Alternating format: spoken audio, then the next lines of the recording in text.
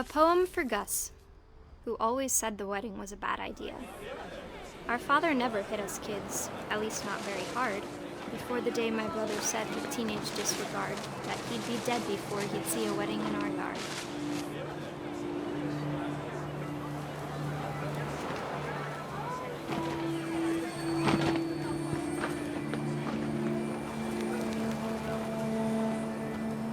My father made him come, of course, but Gus stood far apart, just flew his kite and bottled up the storm inside his heart.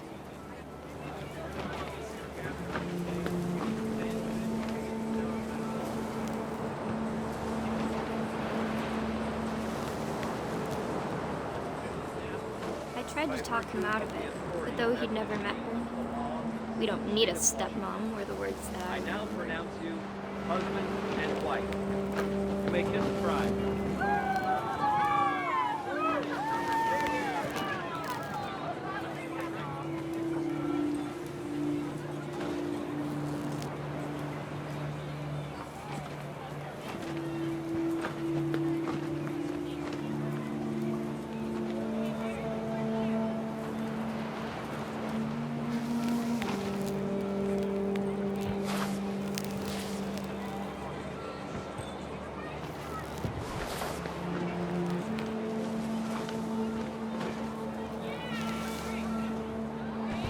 When the time for photos came, Dad ordered him to come here. But Gus declined, and as a sign held up his middle finger.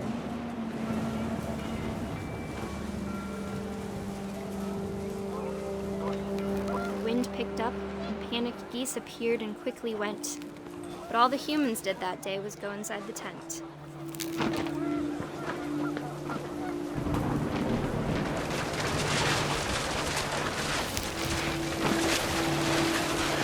Rain came down in buckets then, but no one seemed afraid that nature might destroy the tent our dad had crudely made.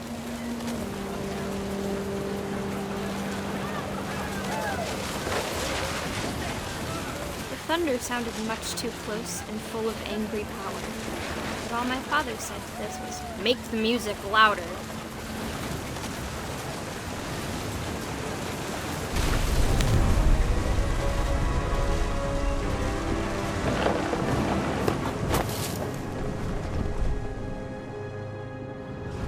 I wish that I could truly say I thought about you on that day. Out there on the beach alone, just you, the wind, the sea, and foam. But I didn't, until we found you.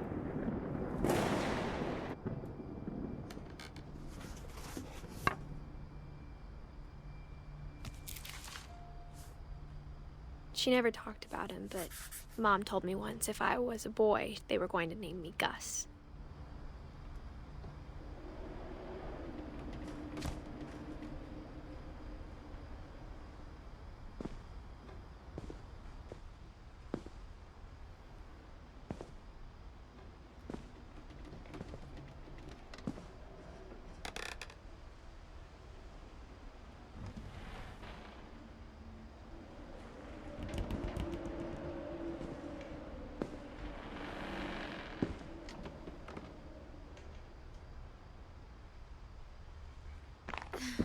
My mom moved up to the loft after her brothers died. At the time, it was as far away as she could get.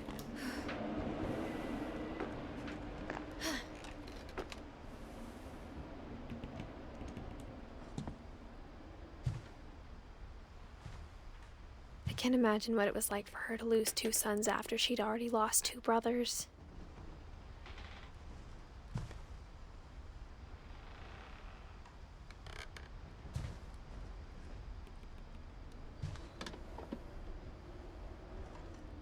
Religion was another thing my mom never talked about, but I think it helped her a lot after her dad died.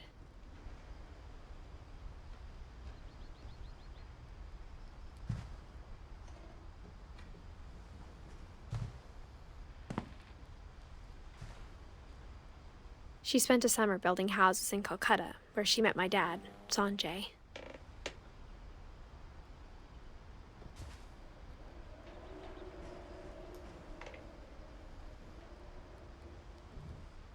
My mom moved to India a week after graduation and got a job teaching English.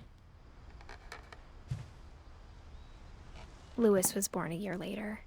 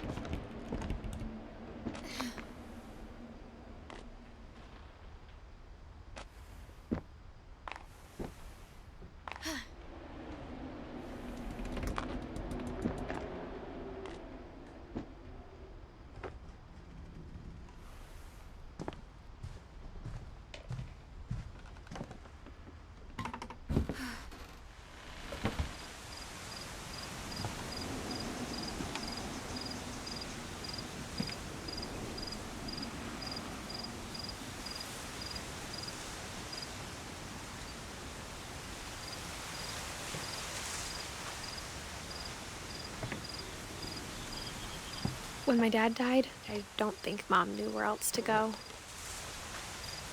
I'm sure Edie was happy to have her back. And to see kids in the house again.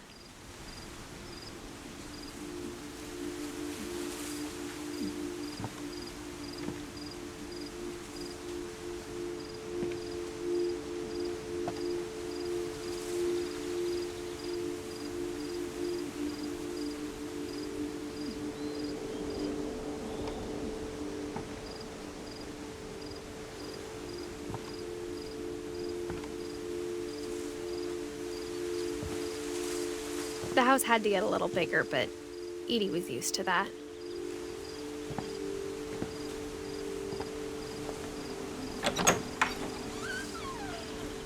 And for a while, things were good.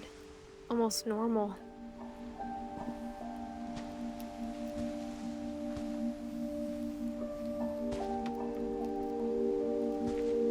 But it didn't last.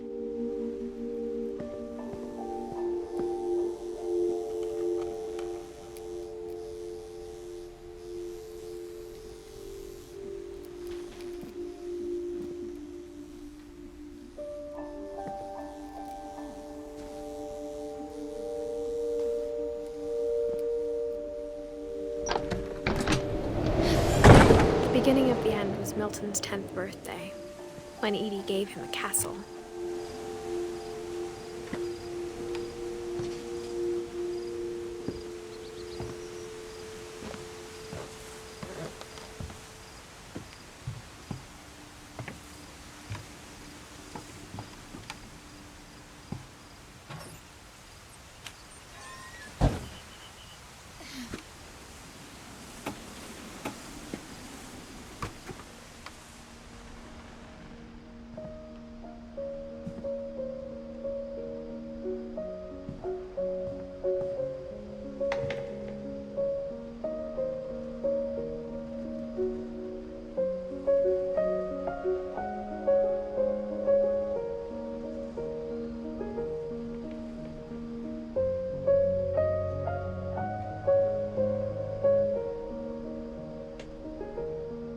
I think Edie was happy to finally have another painter in the family.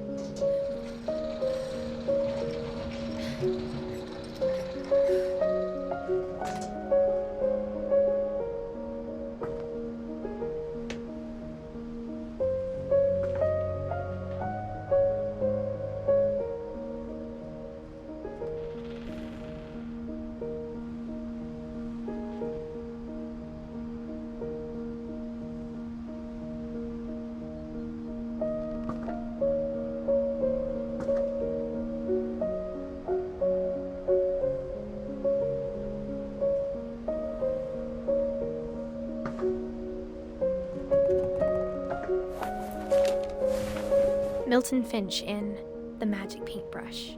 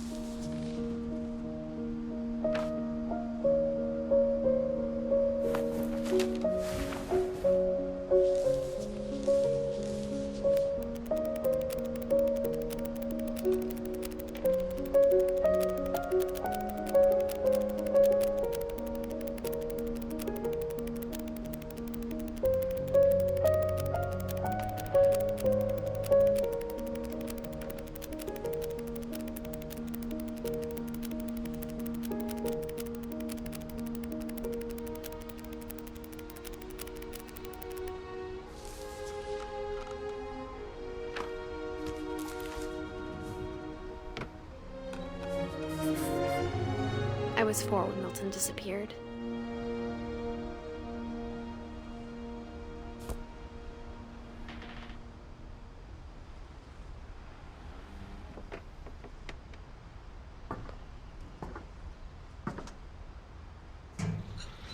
Mom spent months searching for my brother.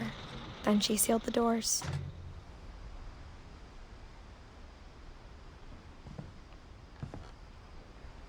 Whatever Milton had found in the house, Mom didn't want it getting out.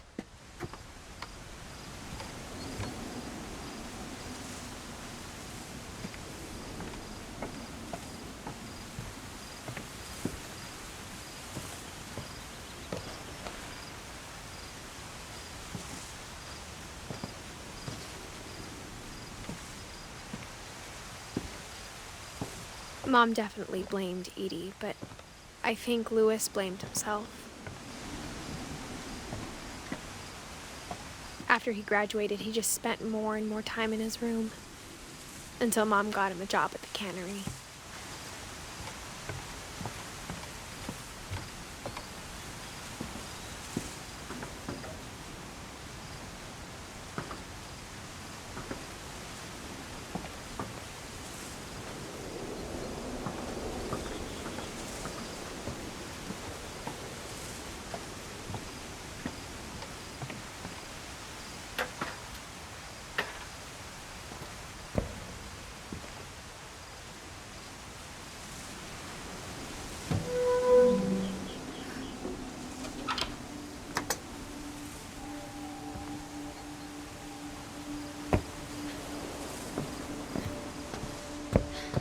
Louis's room smelled very, very familiar. That part of him lived on.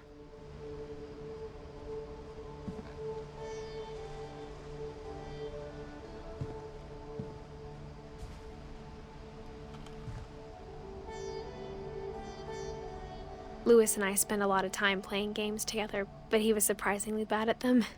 He died a lot.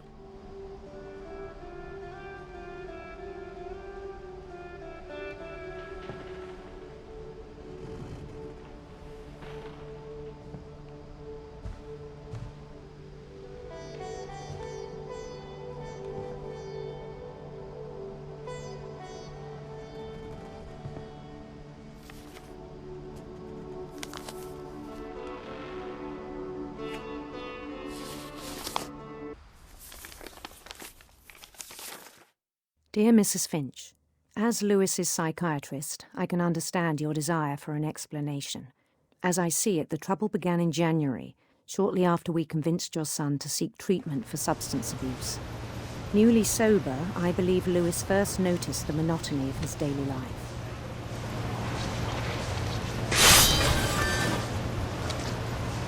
He kept working at the cannery, but he withdrew part of himself. In our sessions, I saw the same behavior. His mind began to wander. I asked him to describe it. He said he started small, imagining a labyrinth.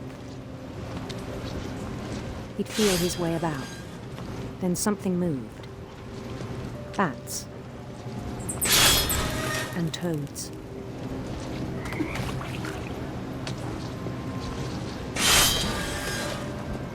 And things that have not names. He knew it was all in his head.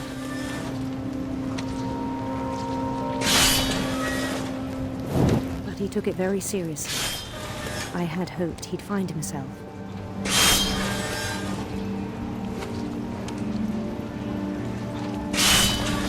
But he found something more. I worried about him then, daydreaming at the cannery. I spoke with his boss. But he said Lewis had become a model employee. Methodical, tireless, focused. Like a whole new Lewis. So I let him go on.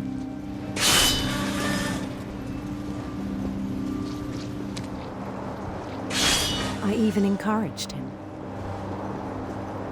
It seemed very promising at first. He told me he'd made a new friend.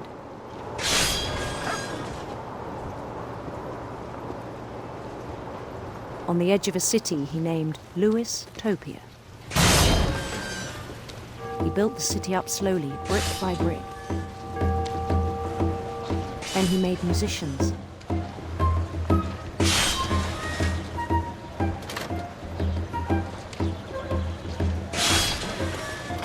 And songs for them to play.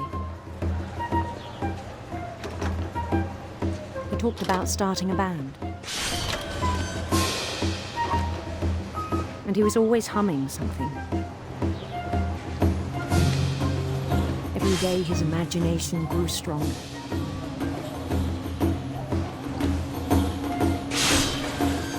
He no longer spoke at the cannery. But his chopping was as reliable as ever. Then one day it struck him that all the cheering crowds, even the stones under his feet, were all in his imagination. So he could do whatever he wished.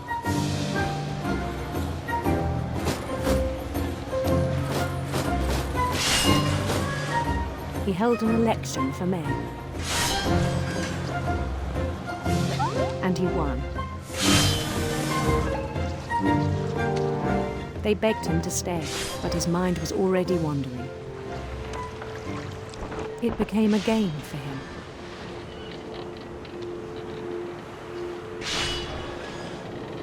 He'd conquer a city, then immediately push on.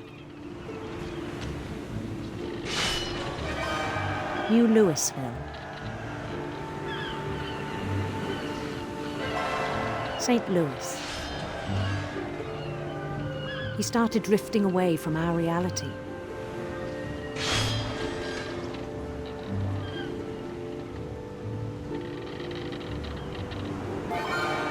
Minneapolis, until one day he forgot to go home from the cannery.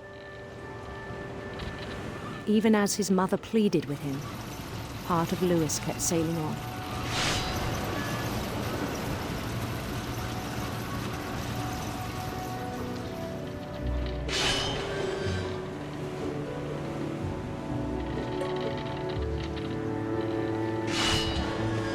In Louisburg, he heard rumors of a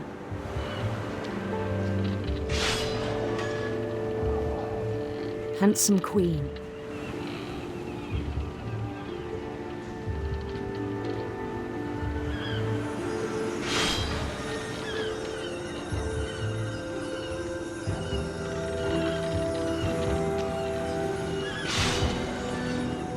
The queen was on her own quest for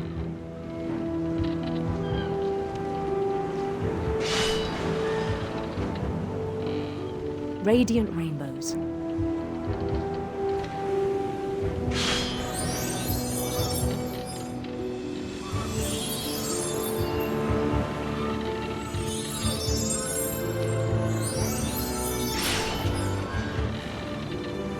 He followed the sound of her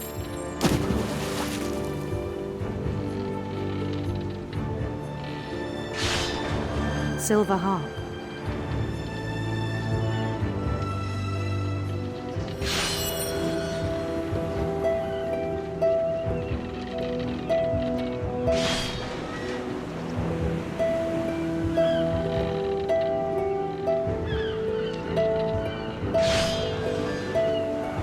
His chase led him to a golden palace east of the sun and west of the moon. Even then, his logic remained sound. He knew the world was all in his imagination.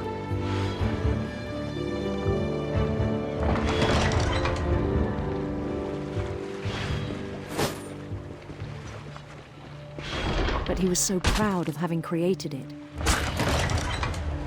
In his own eyes, he'd become something greater than a king.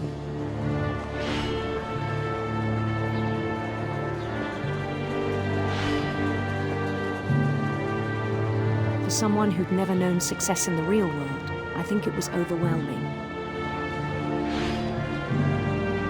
And then it struck him that the real Lewis was not the one chopping salmon, but the one climbing the steps of a golden palace.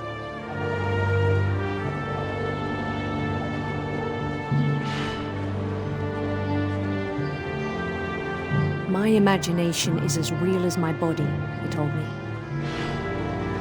It was hard to argue with him.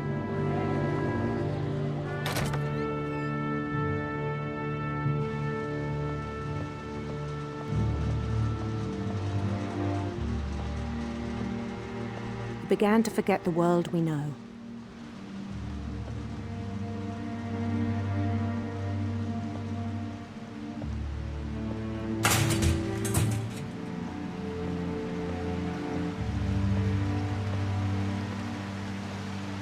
I think it pained him to remember Lewis, the cannery worker.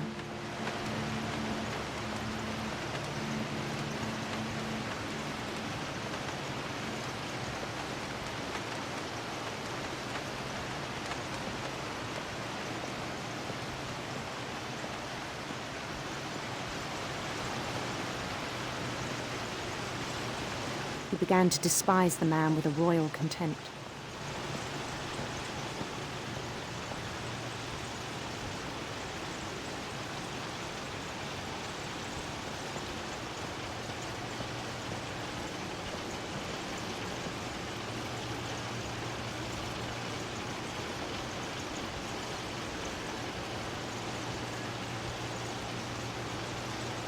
I still thought I could save him. Even after he said he was being crowned king over all the lands of wonder.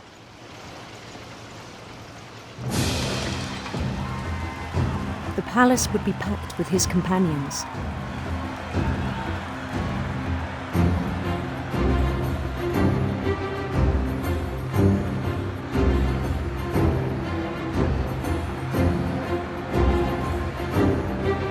Including the wise Calico who'd insisted on advising him.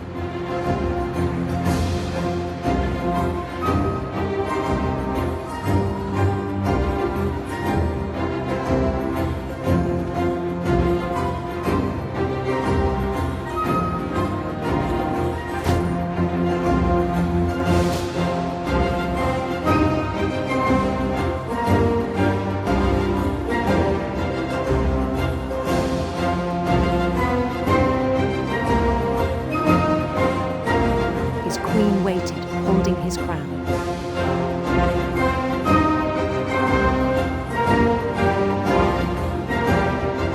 There was only one thing left to do.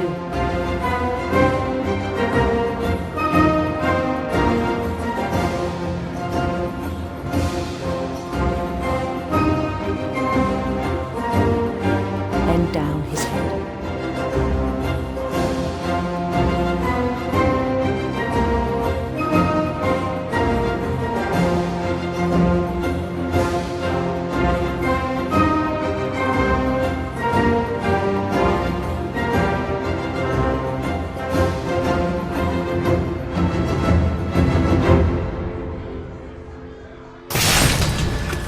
I think you know. Mrs. Finch, your son was a kind man who will be missed by all of us who knew him.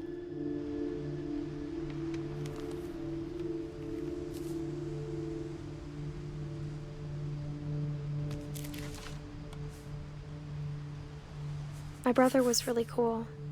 I wish you could have met him.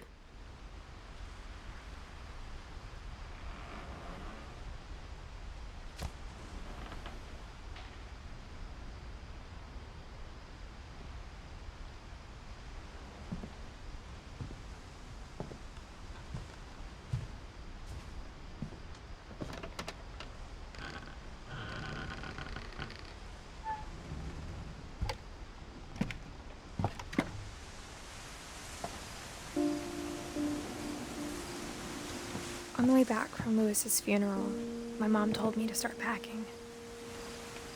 She waited until the day before we left to tell Edie.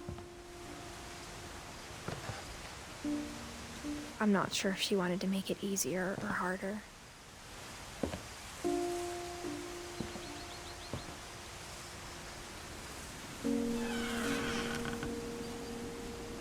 I wish we'd stayed.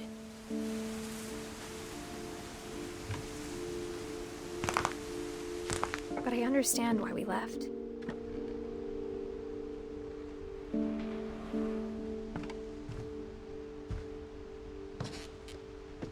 My mom ended up leaving everything behind.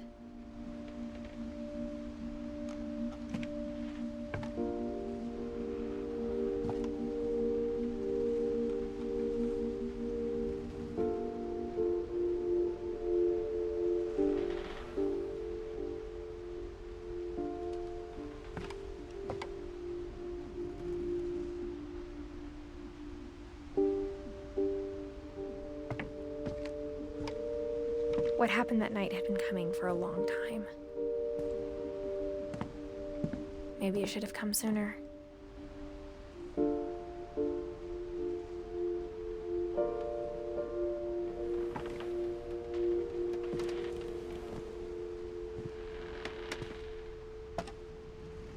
But it had to end one way or another.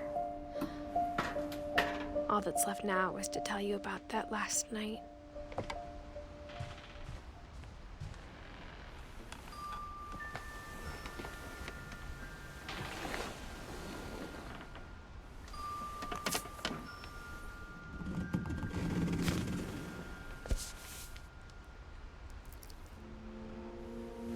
That whole last day, Edie just watched us pack and didn't say a word. Until supper, when she raised her glass and said, "To our final night together, and all our final nights apart." Grandma, you know what I said about alcohol. Some of your medications are very Edith, specific. I left a present for you in the hallway. Why don't you go open it? The grown-ups have to argue now. I'm sorry, you're right. We're all leaving tomorrow. Let's just enjoy our last... I'm not leaving. Edith, you're excused.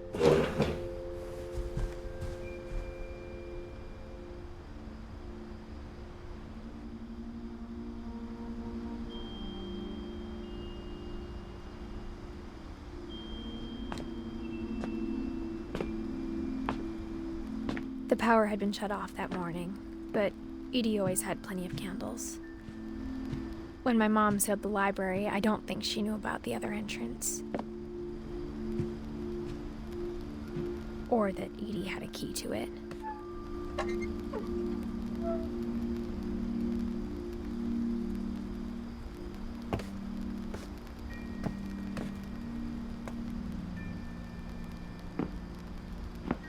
That thing you're afraid of isn't going to end when you leave the house. Edith has a right to know these stories. My children are dead because of your stories. I think it's best if Edith and I leave tonight. We'll have the nursing home send a van for you in the morning, okay?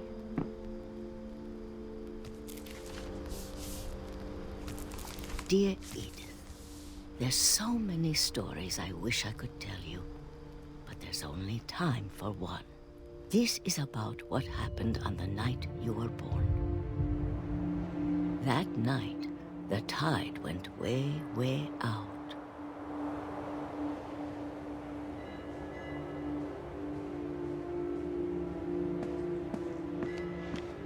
It was the first and last time I ever saw the old house aground. There'd been an earthquake out in the middle of the ocean. They called it the lowest tide in 1,000 years. God, it smelled awful. You know, I've seen that house every day of my life.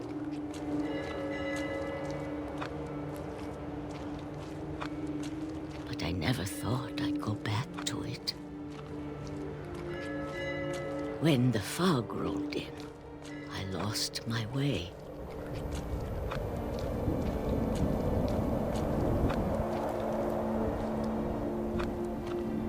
I got turned around.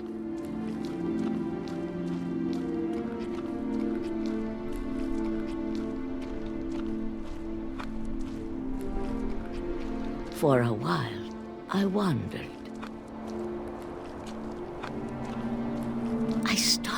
seeing things.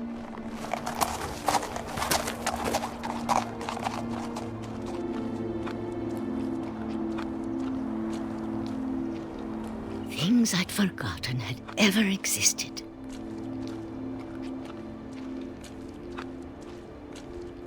But when I saw them, they felt like old friends. That night, a lot of things came back to me. Or maybe I came back to them.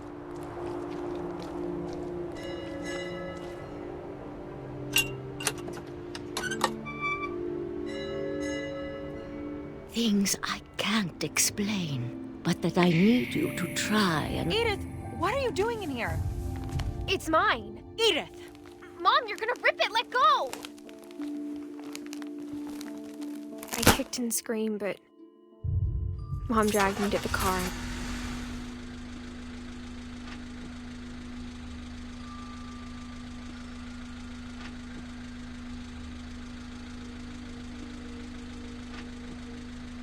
I never saw Great-Grandma Edie again. The next morning, the band came to pick her up, but she was already gone. After that, we moved around a lot.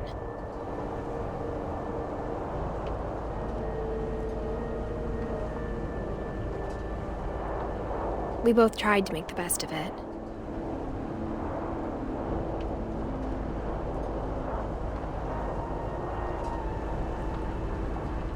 A few years went by.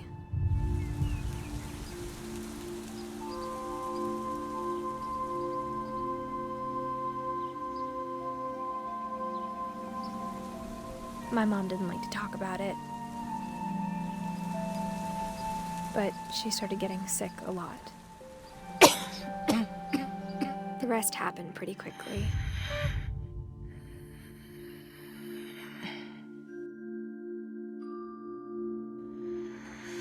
She got better for a while,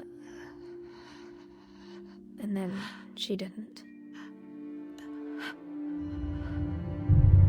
And then I was alone.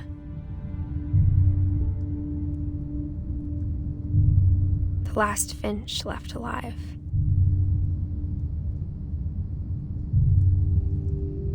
Until I found out about you. I'm still not sure what to tell you about all this. If we lived forever, maybe we'd have time to understand things. But as it is, I think the best we can do is try to open our eyes. And appreciate how strange and brief all of this is.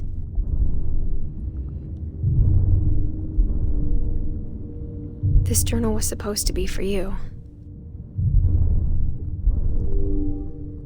But now I hope you'll never see it. I just want to meet you and tell you all these stories myself. But I guess if you're reading this now, things didn't work out that way.